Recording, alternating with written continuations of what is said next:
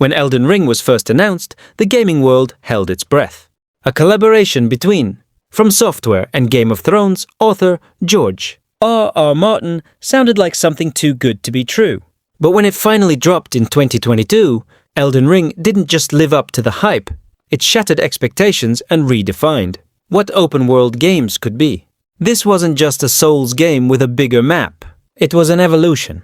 From Software managed to take the punishing combat and deep lore the series was known for and inject it into an open world so rich, mysterious, and rewarding that it felt like every corner of the lands between had a story to tell. And somehow, they made it accessible enough that even players, who previously bounced off Dark Souls, found themselves completely hooked. That was one of Elden Ring's biggest triumphs. It became a gateway drug to the Souls genre. People who had never touched Demon Souls, Dark Souls, or Bloodborne suddenly found themselves looking up lore videos, planning stat builds and bragging about beating Margit or Malenia. It turned casual gamers into hardcore fans, and it did it without compromising the difficulty or identity of the genre. There was no hand-holding, no map markers telling you exactly where to go, but that's what made exploration feel real. Every discovery felt earned, every boss beaten felt like a triumph.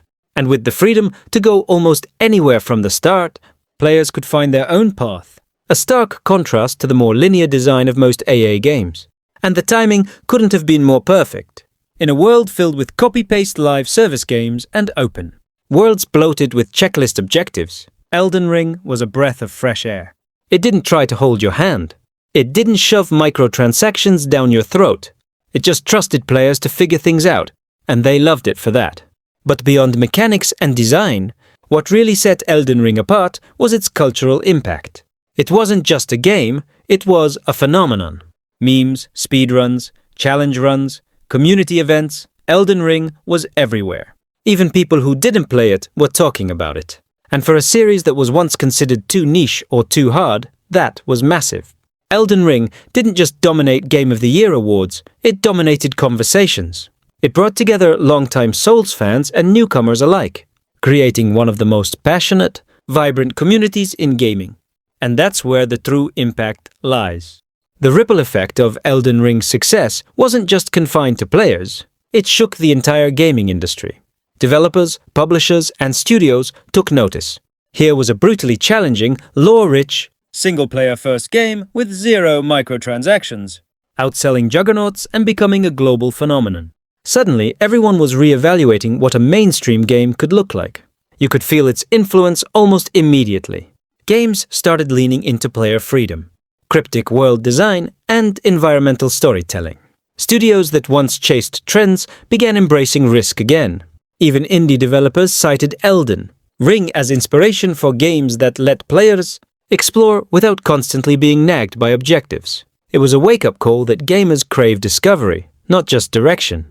But perhaps the most beautiful thing Elden Ring did was unify a fractured player base. Souls veterans and fresh-faced newbies came together to share strategies, trade tips, and celebrate victories.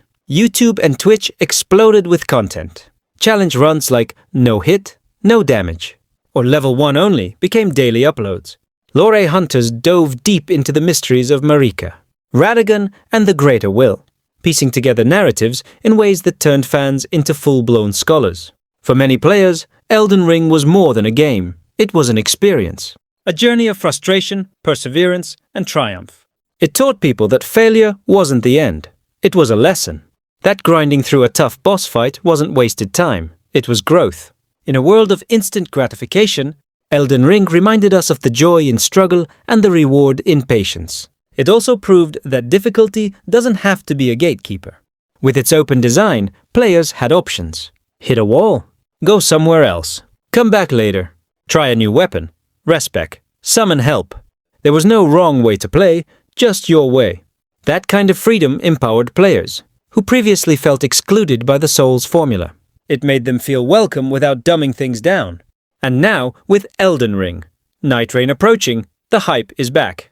Fans who once feared From Software would never top Bloodborne are now wondering if Elden Ring might just be the studio's magnum opus, but whether it's their best game or not is beside the point.